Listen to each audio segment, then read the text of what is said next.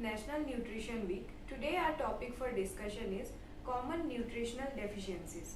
And for our discussion, we have with us Dr. Haritha Shyam, Chief Dietitian at Apollo Hospital, Jubilee Hills, Hyderabad. Ms. Haritha Shyam has an MSc in Nutrition and Dietetics, a PG Diploma in Preventive and Promotive Healthcare, and has been a registered dietitian since 2007.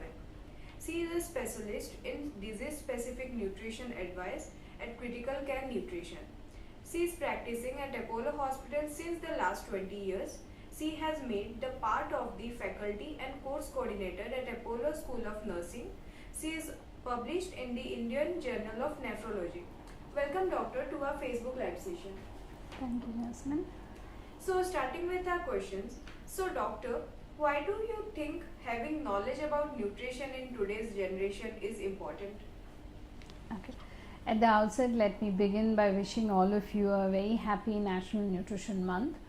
The month of September, all over the country is celebrated as a nutrition awareness month for us to focus and improve the nutritional status of young children below 5 years who are malnourished, taking care of the nutritional status of both mother and child during their pregnancy and lactation, and also focus on key areas like anemia, undernutrition and malnutrition.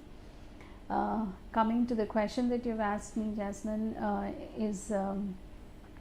there is a lot of imbalance in terms of the nutritional status or the nutritional health of an Indian today, and therefore to improve upon an individual who is either extremely malnourished or an individual who is overweight, we need to have a little bit of information on our own to make the right choices and make healthy choices in our day-to-day choices of food that we make.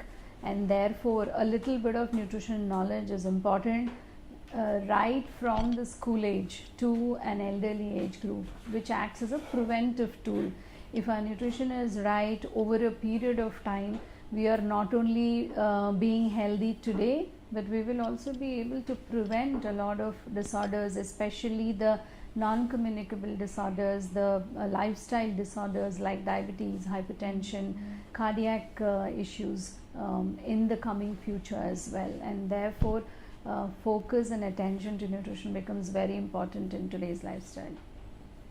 So doctor, could you help us understand which are the nutrients we must know about? That's a very long question. However, I'll try and justify it as much as possible. The focus areas or the specific nutrients that we all need to be at least aware of are divided into two groups, that is the macro and the micronutrients.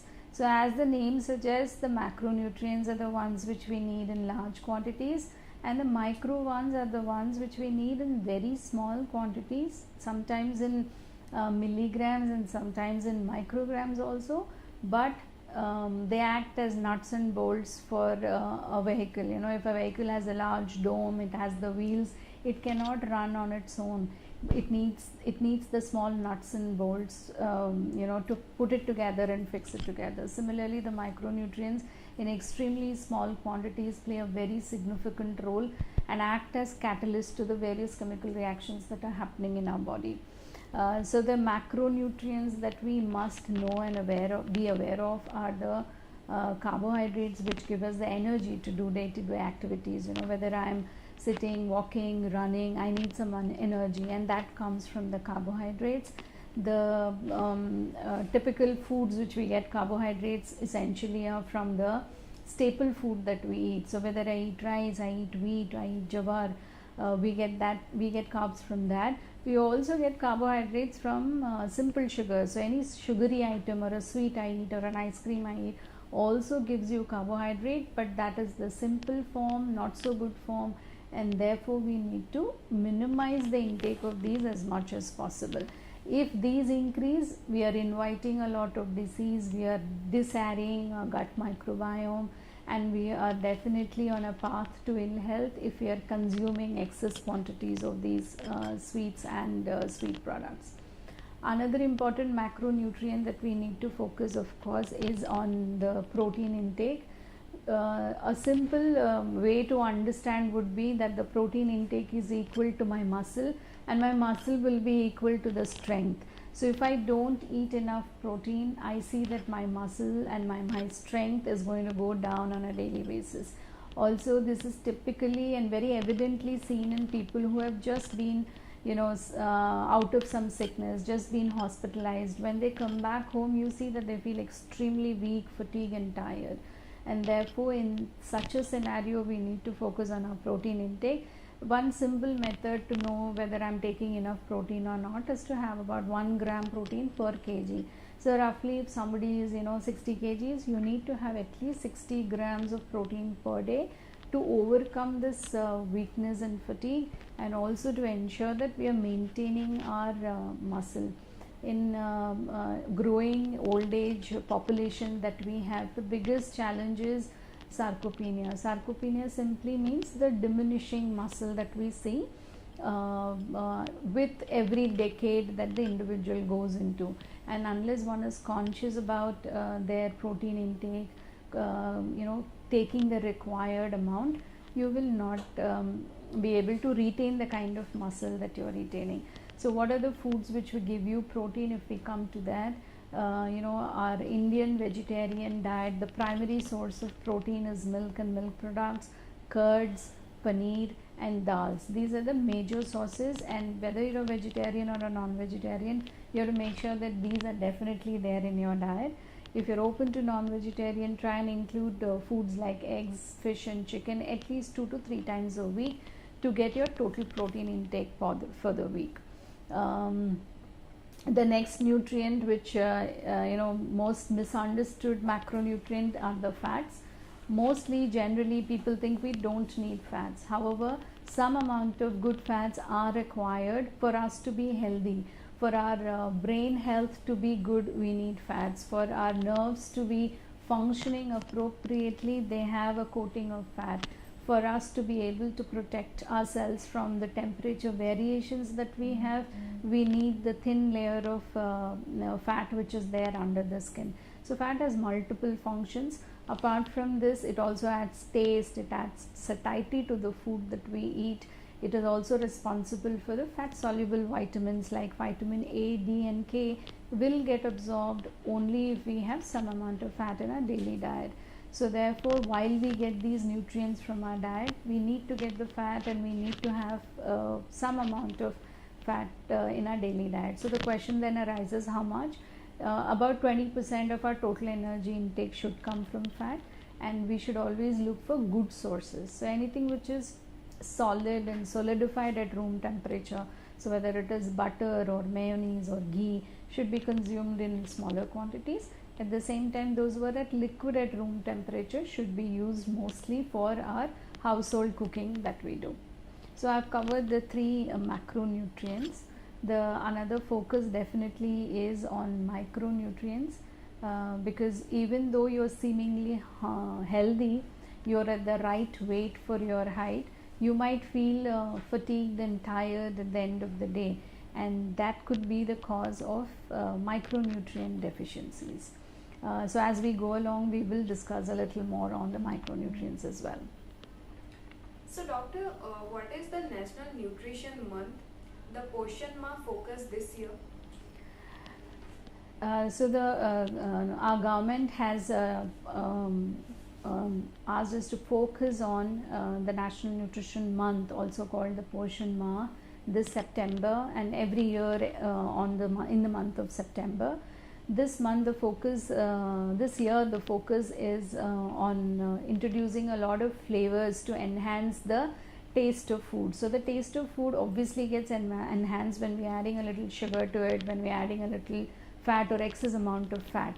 But moving away from that, making the food more healthier by introducing a lot of herbs, by improving the flavor of food, so that food is enjoyed, food is still considered as a source of joy, and through that we are getting the right nutrients. And of course, knowledge, understanding, education and awareness go along with that. So doctor, what is the difference between macronutrients and micronutrients, and how to get them? Yeah, so I think as I discussed in detail about the macronutrients, the micronutrients definitely are required in very, very small quantities. So it's very difficult to, really assess whether I am getting enough or not, to see the quantity whether I am getting enough or not. And to get it without planning or without thinking about it, the right way to get these nutrients are to have a balanced meal.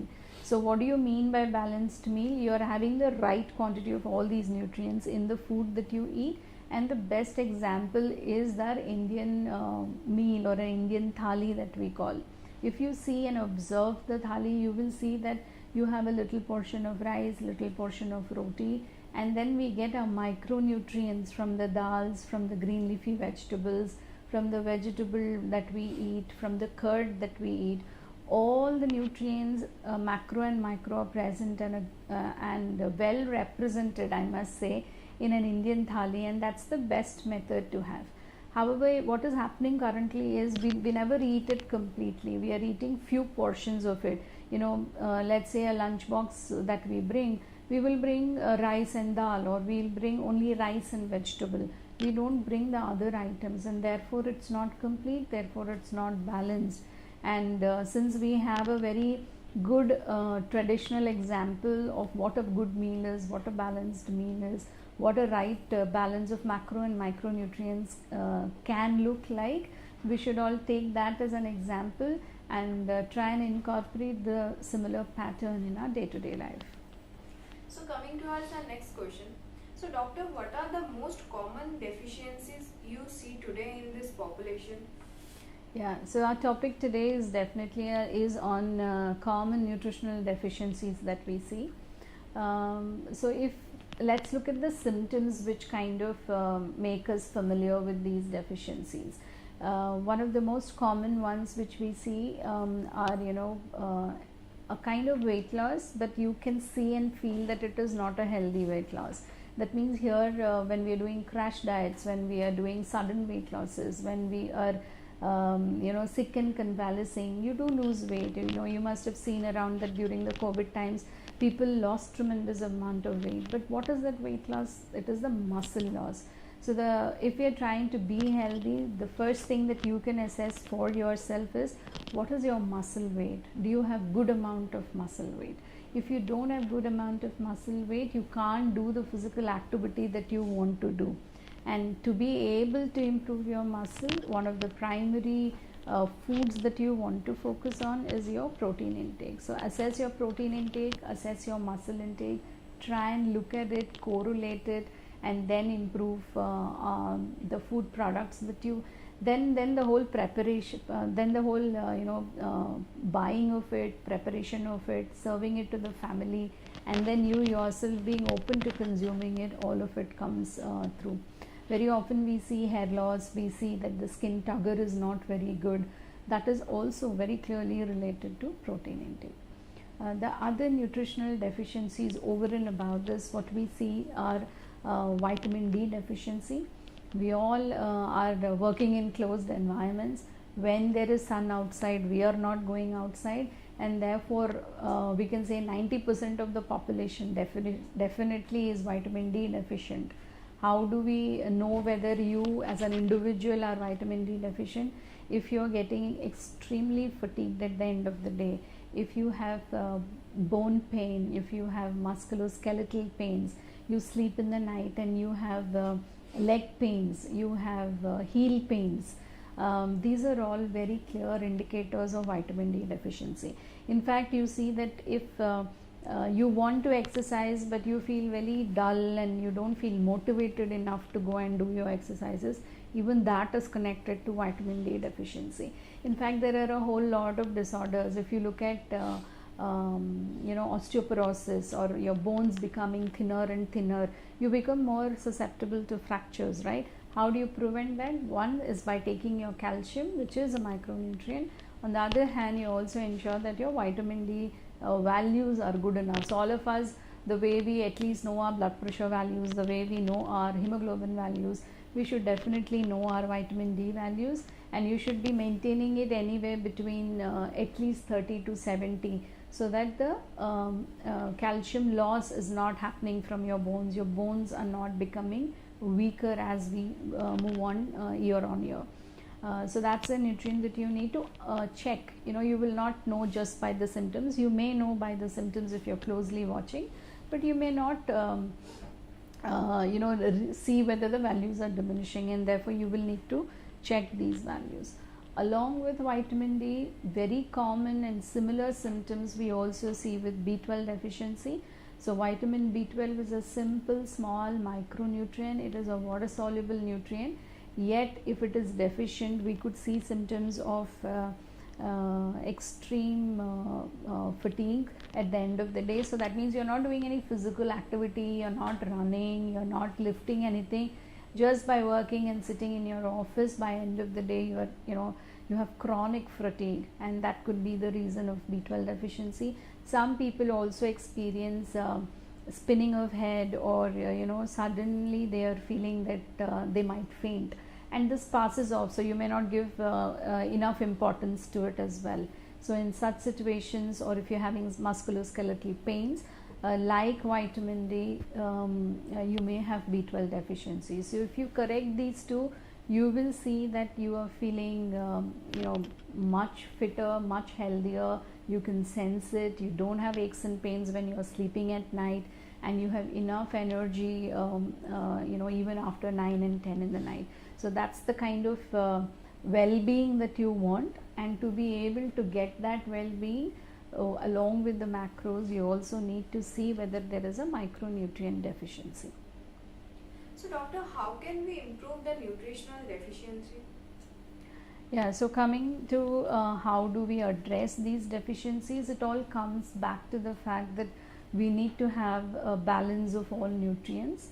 While most of us these days are aware that I need to eat the right carbohydrates, I need to avoid simple carbs coming from sugar and sweet products, I need to eat the right kind of fat, use oils rather than solid fats for cooking. We also know the importance of the right protein choices. I want to bring your focus on to, again, back to the micronutrients. So what are the major micronutrients I should have in my diet, whether it is a young child who's just born or till old age. All of us need good healthy bones, so that we are not susceptible to fractures even at an elderly age. For that we need to start working at whatever age you are, because by the age of 40 the bone density starts going down. Therefore we need to have enough calcium. So focus on your calcium intake, which may be coming from milk, it may be coming from curd, it may be coming from nuts, but do focus on calcium rich foods. Similarly, another nutrient which is very very important is the iron in our diet. You will see that if you're not eating well for about 2 to 3 months, whether because of sickness or because you have absolutely no focus on your food intake, or truly there is a lack of absorption in your system, whatever be the reason, if the iron goes down, one can have palpitations, irritability, tiredness, if this one single nutrient is not adequate in your body, or the stores are not adequate. So focus on eating a good amount of iron rich foods, because the direct source of iron intake or iron values is coming directly from the day-to-day food that we are eating. So your green leafy vegetables, the nuts, dates, anjeer, in dried form, in fresh form, all of them are very important to improve your iron intake. Iron also is influenced, or absorption increases in the presence of vitamin C. So therefore the importance of fruits, which is the richest vitamin C rich food in our Indian subcontinent, is Indian gooseberry amla. So you will see in the Ayurvedic preparations also there is a huge significance which is given to amla, because it's also called an amrit. So it's that important, and whenever seasonally available, include it in various foods in your diet, whether it is a chutney, it's a pulihora, it's a dal that you want to include it. The other vitamin C rich fruits are guavas, oranges, tomatoes, and have plenty of them when they are in season, so that the absorption of other nutrients like iron is equally good. Another nutrient which I did mention already and discuss are vitamin D and B12. So a whole lot of micronutrients we need to focus, because while we may look healthy on the outside, internally if I am not feeling healthy, it could be the hidden hunger or the micronutrient deficiencies that we are very commonly seeing these days. And I really urge each one of you to look inside, see how you're feeling, assess your health and look at your nutritional status for you to feel healthy and be healthy as well. So coming towards our audience question, so doctor, what happens if your vitamin D is low for too long? Well, this is a very good question, because I see that many people know that their vitamin D values are low and still do not make an attempt to correct that. So if for years together your vitamin D is low, if you have a family history of thyroid, it will precipitate hypothyroidism. I see that a lot of them who have thyroid do not know whether their B12 and vitamin D is optimized or not. So if you already are a patient, please do optimize these values so that the values don't go out of control. If you're not yet but have a family history of hypothyroid among your family members, you must correct it so that you don't precipitate it or you don't acquire it at a very early age. It is also related to diabetes. So if you have a weak diabetic link, if you have a family history of diabetes, you must definitely look at that. Over a period of time, as I discussed, the bone will become extremely porous. It's called osteopenia or osteoporosis over a long period of time. So there's easy fracturability. Yesterday I was speaking to my colleague, and she said her son had a just ankle a twist, and when he went to the orthopedic doctor, the doctor was very upset with him, and he said, if this is how your bone strength is going to be, then you're going to be very, very susceptible to fractures. And this is just a 17-year-old. So if a 17-year-old can have less amount of calcium and porous bones, then it is likely that at the age of 30, 40, 50, we are all going to be far more susceptible. So yes, vitamin D is the today most important nutrient. It in fact acts like a hormone. Though it's called a vitamin, it is in fact, if you see the role of a vitamin D, it acts like a hormone. And therefore we all have to ensure that we know where we are standing, stand in the sun, because 90% of vitamin D is generated by our body by exposure to sunlight between 10 a.m. to 4 p.m. So if you have lunch break, you go out, sit in the sun for 10 minutes. If possible, eat your lunch outside in an open area, or else play some game outside. Allow your children to play outside so that they not only get their daily dose of vitamin D, but they remain healthy, they remain strong, and they get a good night's of sleep as well. So doctor, does diet affect the height? Does diet affect the height? Yes, absolutely. But of course it is age specific. Young girls before they reach menarche should definitely have a good diet so that they reach their maximum potential. Similarly for boys, until the age of 18 they grow maximum, and that's they attain a growth spurt during that time. They have two phases. Everybody has two phases. So 12 years and 18 years for young adolescent boys. And if your nutrition is good during that age group, you definitely are reaching the maximum potential as per your genetic height. That means there is an average height between the two parents. That is your maximum genetic potential. So if you want to achieve that, your diet intake, your calcium intake, your protein intake, if it is adequate, you definitely reach the maximum potential which is possible at particular age. So is there any particular diet which one can follow to increase the height? One can follow. There are many things that one needs to focus on. One is your energy requirements for that age group. So if you are in an adolescent age group, you need a good 2400 calories. Are you getting that much? Are you getting a good dose of proteins, at least 1.5 grams per body, your ideal body weight? So let's say you should be 60 kgs. You can take anywhere between 80 to 90 grams of protein per day. with these two, you also focus on a calcium intake, because there's a lot of skeletal growth that happens when one is trying to grow to their maximum potential. So apart from focusing on a balance of nutrients, you also need to focus on these three nutrients to improve your height. We see that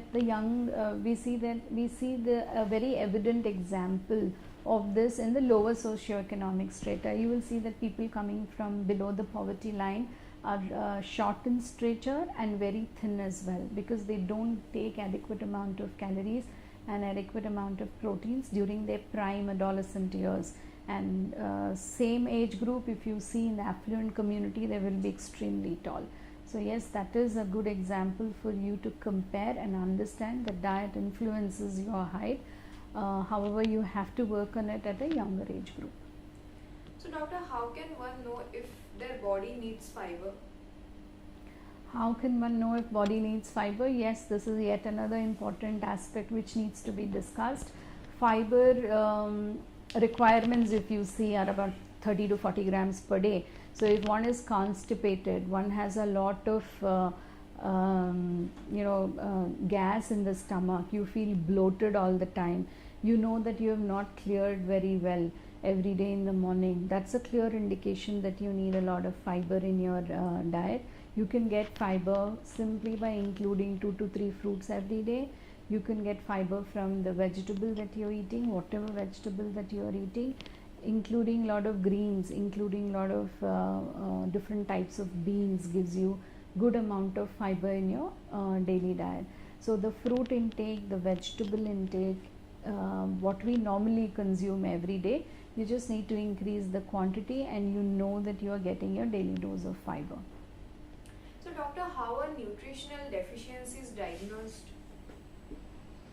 Okay, this is a different question. How are nutritional deficiencies diagnosed?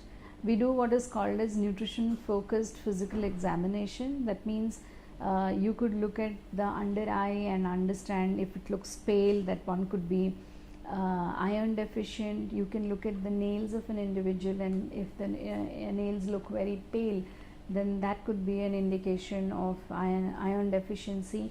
In very young children who have had chronic anemia, they actually develop what is called as spoon-shaped nails. That is a clear indication of iron deficiency. You also see that young children develop bow legs, less than 5 years. If their calcium and vitamin D has not been adequate, they develop what is called as bow legs, and that is called as rickets, and that's one method of identifying. Apart from that, fatigue and tiredness could be symptoms which will tell you when your body is speaking to you that yes, this could be a nutrient deficiency. If these are the symptoms and observations which are done, we should go ahead next and look at a sure-shot diagnosis of it by taking a biochemical test. So you can check your vitamin D, you can check your B12, you can check your specific nutrients like folic acid, you can check your iron, both the hemoglobin levels and body stores of iron like ferritin and serum iron give us a clear indication whether one is anemic or not. So there are biochemical tests to be done, physical examination to be done, and also the symptoms talk to you about nutritional deficiencies. So what happens when your body lacks fiber, and are there any particular recommendation intakes for the fiber? So we've discussed this. Fiber is a nutrient which clears all the toxins from our stomach and from our intestine. A daily intake of fiber of 30 grams minimum is required. If you don't have enough fiber, you will get constipated. If you get constipated, all the toxins remain. You not only feel less hungry, you feel very uncomfortable, you feel nauseating sometimes, and you're obviously inviting a lot of health issues over a period of time because these toxins are circulating in your body. In fact, these are causes of long-term problems like Crohn's, and over a period of time, chronic constipation, if one is having, one should not ignore it, because this could also lead to a lot of tumors and a lot of cancers over several decades. So this is not only a habit that should be formed of daily evacuation, but also ensuring daily fiber intake is so very important. All of us have experienced some kind of a diarrhea, some kind of constipation, loose stools, gas, bloating, discomfort, and we know that the stomach health is not good, and the only way to clean your stomach, clear your stomach and cleanse it is by taking enough fiber in your daily diet.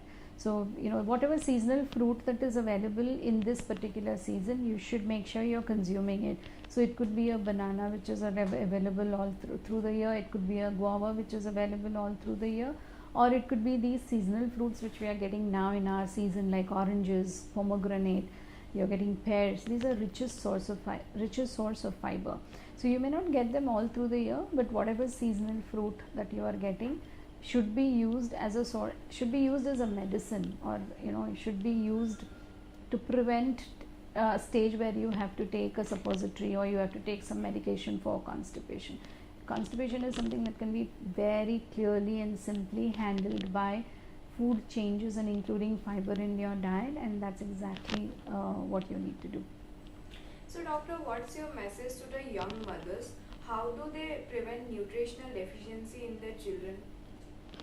Yeah, so this is such a broad topic, but so very relevant for young children and the young mothers who are taking care of these children. I'm seeing in my consultations on a day-to-day basis that young mothers are highly influenced by what the child wants and likes to eat. Mothers today want to give a choice to the child and ask them at every meal, what do you want to eat? I'm also guilty of doing that sometimes to my kids. But we should not do that every day. And the child, if he is throwing a tantrum and being adamant about what he will eat a particular meal, that's the clue for you to step back and decide and see that, oh, am I pampering him too much? Am I giving too many options? Because until the age of 15 is the child going to be learning about eating properly, incorporating that ideas, having the memory of good food, having the memory of taste of a particular food. So you have to introduce good food very, very early, because after the age of 15, kids could probably not be even listening to the food choices that you want to pick them up. They will be exposed a lot, they will be influenced a lot by what they are seeing outside on the television, what friends are eating, so on and so forth. So if you want children to pick up good habits of healthy eating, be very firm. Do not give them too many options at home. Do not pamper them with every meal options.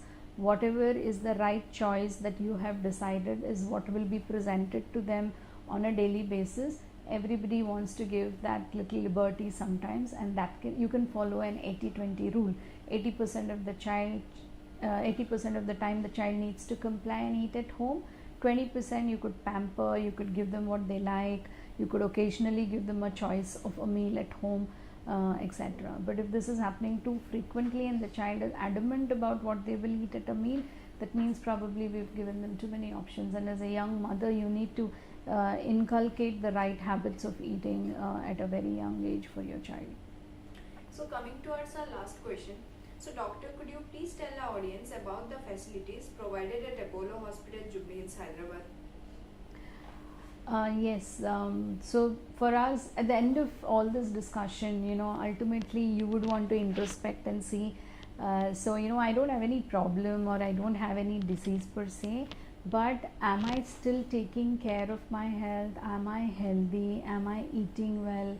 Am I, preventing a lot of disorders which probably are there, heredity in your family? So if the father is a diabetic, mother is a diabetic, if somebody is an hypertensive, you would want to correct your nutritional status, because food is your medicine at this point of time, and it can keep you healthy now and prevent a lot of disorders over the decades which may be running in the family. And therefore one of the best things to do is know where you stand, and for that you need to get a comprehensive health check done. So get your basic master health check done based on the probable family histories that you have. You will know where you stand, both in nutritional status, both in the nutrient deficiencies that you have, and then we can guide you appropriately about the right plan that you need to follow, or the little nutritional supplements that you need to take, or if the health check throws up a probable early